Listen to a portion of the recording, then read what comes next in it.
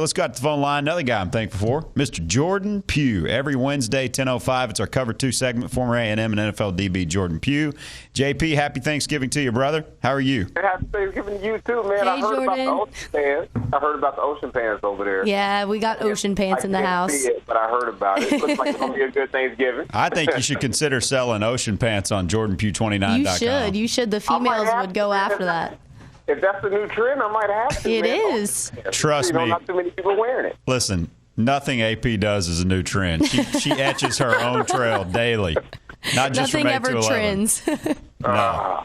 She's got her own look. I wouldn't think about it. But I know you got a Black Friday sale coming up. Perfect time for hoodie season. Yes, sir. Yes, I do. Black Friday sale is starting tomorrow at 6 o'clock.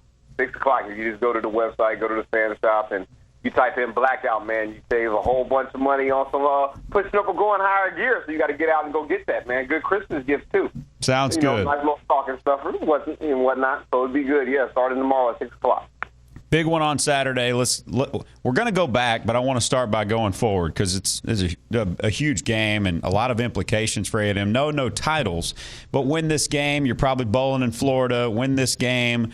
Well, Les is probably out anyway. We've talked to a lot of people this morning who've indicated such very clearly in no uncertain terms that Les Miles is all but done. It's just a matter of time, and A&M can really, especially with a win going in there, can benefit on the recruiting trail and take advantage of the uncertainty with LSU in the interim before the time that they announce a new coach. But this is a big game. How do you think the Aggies stack up in this one, Jordan? I think offensively we stack up well. I think in LSU secondary there's a lot of holes. A lot of holes in the secondary. I think with Allen coming in the way he played, you see the confidence. You see a whole new confidence. You see a guy who's moving the ball. You see the offense scoring points. I think they can take advantage of that. Defensively, I'm still up in the air. I am highly excited about what I saw this past weekend, though. You know, we talked about it last week, how you got to keep the Vanderbilt from under 150 yards, and that's what they did rushing. And really, I think as a team, they had less than 150 total yards, maybe, if I'm not mistaken. But going into the game, it goes back to the running game. You know they have Fournette. You know they're going to pound it. Can we stop that? And that would be my concern, but I think offensively we can take advantage of what they do. You know, it's interesting if you're listening and you hear them say they've got holes in the secondary. By reputation, you probably did a double take and say, wait a minute, that's DBU over there. But I'm telling you, you're dead on accurate. LSU's allowed more plays over 40 yards, almost all of them pass plays, more plays over 40 yards than any team outside of Tennessee. They're they're 13th in the country. Tennessee's allowed 14 plays over 40 yards. LSU's allowed 13 of them, almost all of them pass plays. But remember, LSU lost that McNeese game. They've played one fewer game than everybody. LSU is 10th in pass defense, 10th in scoring defense. I mean, by reputation, and the parts are really good. They've got a lot of really good players in the secondary, Jordan, but you played the position. It's about the sum, not the parts, and the sum of the parts don't add up. Exactly, man. And when you look at it's like you said, you almost got to take a double take because you're not used to that. But on the flip side, could that possibly be the Chavis effect? You know, because what you're seeing with the defense that's going on at A&M, you're seeing turnovers happen. You're seeing a lot of that happen. And you're not really seeing that with LSU. You're not used to seeing what they're doing this year as the reputation holds up with LSU. So when you look at this game, you look at what we have on offense, you look at how it seems like Allen is coming back into his own. I think there's some huge gaps, some huge holes that the offense can take advantage of. I feel pretty nervous about LSU's quarterback running the football because Jennings ran the ball on A&M. LSU's quarterbacks have had success against A&M, even the bad ones like Jefferson and the Cotton Bowl after the 2010 season. And I don't think Harris is going to beat A&M with his legs, but I'm a little bit nervous about him running the football with all the attention A&M is going to give to Fournette, and they have a difficulty slowing down a good running attack anyway. Fournette may run for a couple hundred yards, but I worry he's going to get his. But I worry about a second guy moving the ball with his legs on the ground and having an explosive day, and that'd be Brandon Harris. I get why you're worried, but I don't know if I'm worried as much. Okay. The reason why I say that is until we prove we can stop a legitimate running game. And so when you come to LSU has a legitimate running game. Harris really doesn't need to run the ball. You know, the only time I would get concerned about him running the ball is if we're making a valiant effort in stopping that run, and we're consistently doing that. Then you're looking at the other factors coming in with using his legs. So I'm with you. I'm with you on that, where he can use his legs to keep plays going, keep drives going, another element to the offense. But I'm still in that, you know, LSU's going to get in that power game. You know that LSU's going to pound it right down the throat. Will he really need to run it? And we have to be able to come in and find a way to stop that run. Then we can worry about Harris in the later part of the game. AP wants to play radio. Do you think, hey, Jordan, do you think that Coach Miles, he's going to get a little bit cute this weekend, since he's kind of, like what Gabe said, so many people believe that he's gone no matter what? How tricky do you think he's going to get, and maybe pull some rabbits out of his hat and get cute with it? Mm-hmm. Yeah, that's a great point. I think he is. And I just heard about the Les Miles. I don't know where I've been. I've been under a rock lately, so I'm trying to figure out what's going on with that. But with this being the last game, you know, they're kind of on that slide. I think it's no holds barred, and you let it rip. So when you look at what Les Miles is trying to do, he's known for that anyway. He's known for the trickery, especially on the special teams. You know, you see a lot of it on his field goal attempts. I think it's something that he'll throw in there, especially if he's on his way out, especially if it's certain. Why not? Why not let it go? Why not pad the resume a little bit for the next job coming up? You know what I mean? So I think I would expect something, especially on kickoff, especially on, you know, maybe field goal, extra point attempts, something to be up his sleeve in that aspect. Well, you've got first Jordan Pugh with us here on the Mac Resource Computers Hotline. Joins us every Wednesday, hour 3. You've got some firsthand experience of this. 2007, A&M, the writing's on the wall. I don't know what you guys as players felt, but it sure felt like Dennis Franchione was on his way out, and immediately after the game he was. But what you saw is, whether that be Fran taking his mitts off the offense and letting Les Canning throw it, we've heard all kinds of legends, letting Les Canning do what he wants to do with the offense, which was rare. And this same situation at LSU, where Miles is just kind of meddling, and what's already a bad offense. Cam Cameron's more known for getting fired than he is for having success almost everywhere he's been. And that's why we all know him, because he's gotten fired everywhere. You know? Right. Well, I mean, it's true. It is true. See Ravens, he goes, Jim Caldwell on the fly leads him to the Super Bowl, right? Right. If I'm not mistaken about that, I think that's how that shook out. Well, but you played for A&M in that game, and you saw an inspired football team on your sidelines. What do you remember about that moment? And I'm sure LSU's trying to harness that same inspiration, playing for less, like you guys played for Coach Dennis Franchione on his way out. I'll tell you what, you know, when you look at that game, a lot of that game, you look at the season as a whole, it was so many ups and downs, and then the whole thing with Fran went down. And I'm not going to lie to you, a lot of players were upset with Fran. A lot of players were upset with Fran with what happened and how it felt like it sabotaged the season. Yep. But when you talk about the Fran newsletter.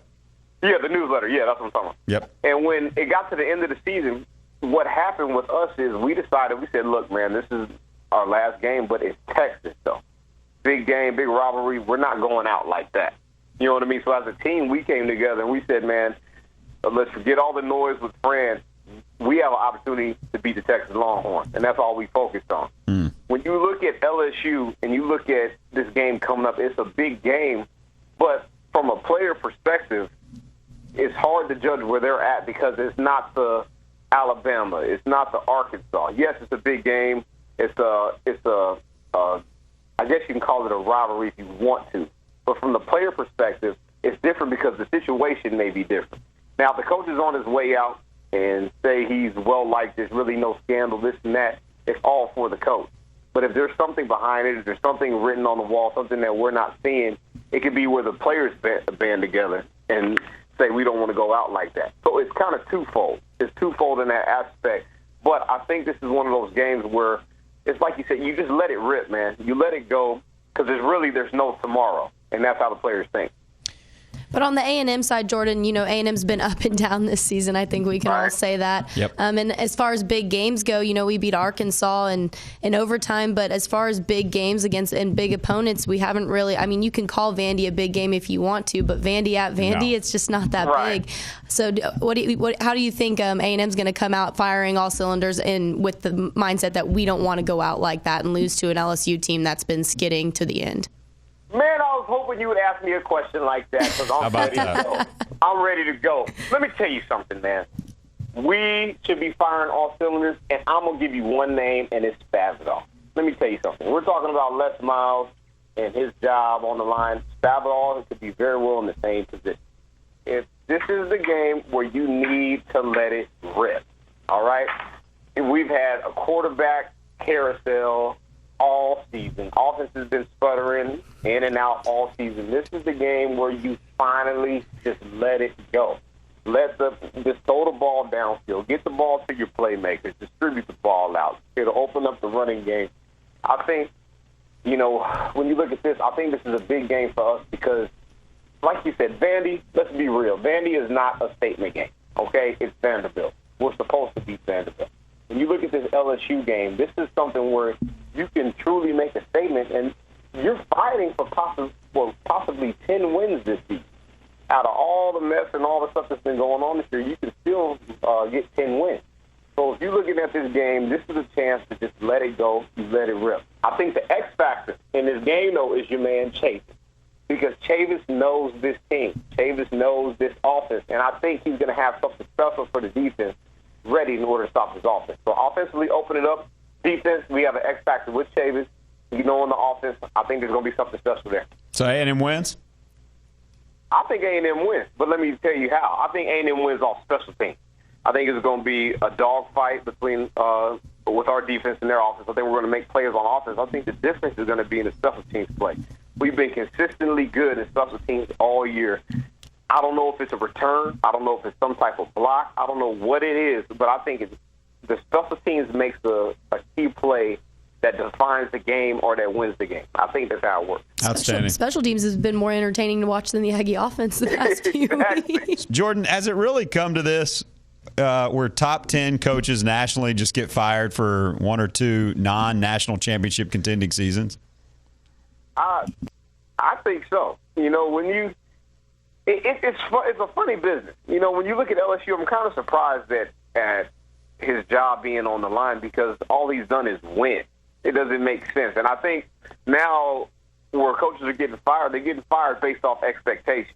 You expect championships, you expect SEC titles, whatever conference title you're in, and it's almost like winning consistently 8, 9, 10 games a season doesn't cut it anymore. So, it's one of those things where it's kind of like, where's the time to build a program, but then at the same time, it's about championships. Donors paying money for these championships. So it's kind of an iffy time. It's a weird time period for these coaches right now. Yeah, it really is. Your thoughts on the shutout to Vanderbilt? As I said, you were a junior at Plano West the last time A&M did it. It was the 2004 season. That's very hard to do really against anybody because once you start blowing people out, they pull the starters and you get some points at the end maybe. And that happened a lot at A&M over the last 11 years. But first shutout since 2004 on the road too against Vanderbilt. And when you talk about a shutout, as a defensive player, like you said, that's one of the hardest things to do. Yep. Because, the simplest mistake, they can get a 30-yard gain, be in field goal range, something like that. You can fall down and they can score a touchdown. It's almost impossible to do. But for the first time, you saw Chavis' defense actually being played. You saw the run game getting controlled. I mean, they literally had no passing yards, essentially no passing yards whatsoever. Yep. And so when you see the game as a whole, when you saw what they did, they dictated to Vanderbilt what they were going to do. And I do have to highlight one guy before we get off. What, your guy? Your guy? I've been telling you about my man, Richard Moore, man. I've been telling you about him, and he just continues to flash and make plays. We all know about Donovan and all those guys. Mm-hmm. But Moore came in, played downhill, was attacking the ball, and that's what you want to see. For the first time, you saw this defense attack the run versus just trying to stop the run. And that's what you want. That's what you want on defense. So, as a whole, it was a good outing. Great to see that goose egg on the scoreboard. But here comes the test. You have a runner. You have an offensive line who can move and displace blockers. Let's see what they do against LSU. If they can hold, man, if they have a shutout, come back, hold LSU to say 7 points, man, now you're seeing the makings of that Texas defense, and that's what you want. We've been getting the turnovers. We've been having crucial stops on defense at points in the game. Now you're slowly starting to see it come together. You want to see it all come together against LSU. No, you're dead on Richard Moore. And I'll freely give you the compliment that you deserve, that you were the first guy to really call that. You know, we all thought he was going to be a good player. Even Bryce Jones, I shouldn't say even Bryce Jones. Bryce watches recruiting tape more than anybody I know, but especially Bryce Jones, and I'll give him credit. Junior year of high school, he's saying this guy's going to be a player. But you were the first guy to say, I think he should start as a freshman, and I'd put him at Mike. And I was like, whoa. And a lot of people were, too, because he just doesn't look like a Mike, but you were talking about his instincts, and it's funny.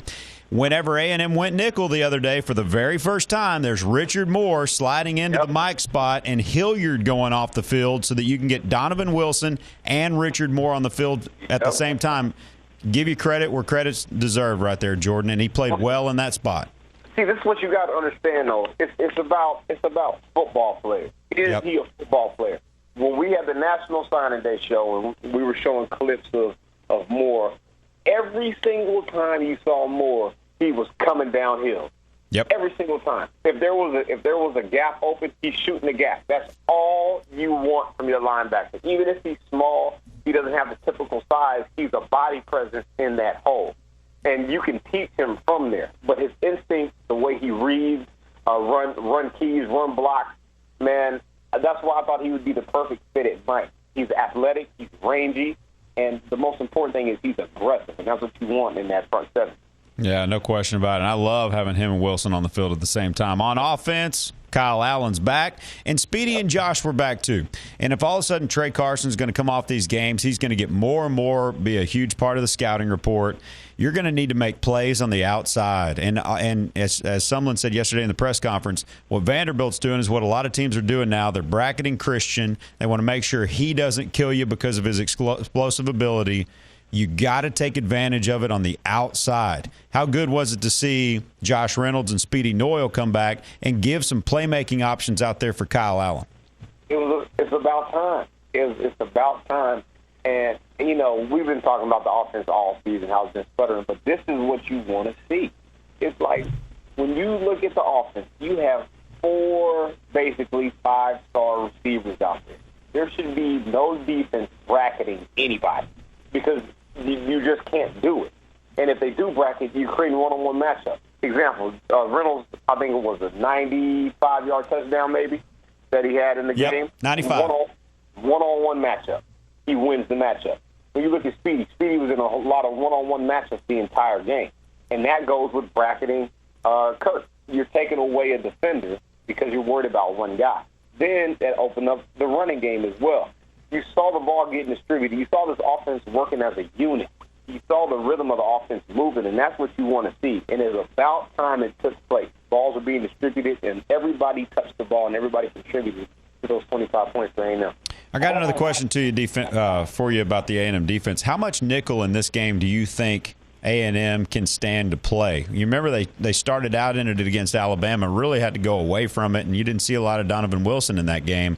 Is it the same playing this rugged running attack of LSU? How much Donovan Wilson can we see logically? Can we expect to see on Saturday? That's a tricky question because you want to see a lot of Donovan. You know that we're down in that linebacker spot, but I think with the emergence of Moore, I think it can change a little bit. I think that you can see more of that base defense, more of those 3 linebackers on the field, which you're going to have to see, especially with what LSU wants to do. But I think with more development, the way that he's attacking, he makes up for a lot of the mistakes that the other linebackers are doing right now with getting off blocks, being able to reach run keys. So if you can keep that base on there, you won't need to see a lot of Wilson, but you're going to have to find a way to get Wilson on the field. Even though he's a defensive back, he's a smaller body. He's too aggressive. He has too much playmaking ability, and he's too valuable not to be on the field. So it's that tricky spectrum. It's that tricky spectrum. I think at the beginning of the game you see a lot more base, but then they're going to work that way into getting him onto the field, even in those first and second down situations. It's too valuable not to be out there. Big Thanksgiving plans tomorrow, Jordan?